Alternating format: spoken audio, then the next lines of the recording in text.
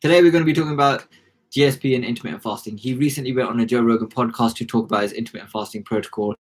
A lot of people don't know, but GSP has ulcerative colitis, which is inflammation of the gut, causes bleeding in the bowels, causes things like diarrhea, gas. Those are nasty symptoms which aren't great when you're trying to train for a fight and having kind of close contact with a lot of people and you have a long training schedule. So how he managed this is he went to a doctor called Jason Fung. He's written a book called The Ultimate Guide to Intermittent or to Fasting, where he talks about a lot of different fasting protocols. It's a decent guide which can give you an insight into the world of fasting, and he is one of the leading experts on it.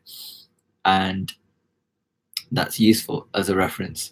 In terms of what he did, he narrowed his window of eating, which gives his body a bit more respite so that his body can look after what's going on in the inside and start to heal and repair, which is one of the main mechanisms behind why fasting is so handy. The main message from this video is that if GSP, the UFC champion, and an elite athlete, one of the greatest MMA fighters of all time, can do intermittent fasting, so can we. We can implement it. We can use the same benefits, even if we don't have a condition, very difficult, painful, and frustrating condition like ulcerative colitis. It's intermittent fasting can help us, and it can help us through a wide range of GI conditions like IBS, other types of conditions. But even if you don't have those, it's going to help you to do your housekeeping in terms of inside your body, so that your body can function as optimal and get the best out of it. In terms of if you're doing MMA or any kind of athletics, what you do need to make sure is during your eating window that you're eating enough calories so it can fuel your workouts. I've been doing intermittent fasting for coming up to 3 years now.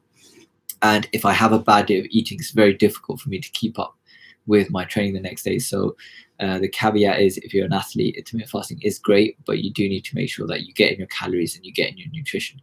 So I hope that helps for those of you who are into MMA, into GSP, and want to do intermittent fasting, but don't think it's possible given your current training regime. So here's a real life example of the fact that it is possible and you can do it too.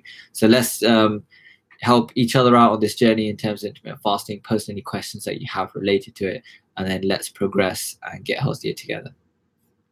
Thanks for watching.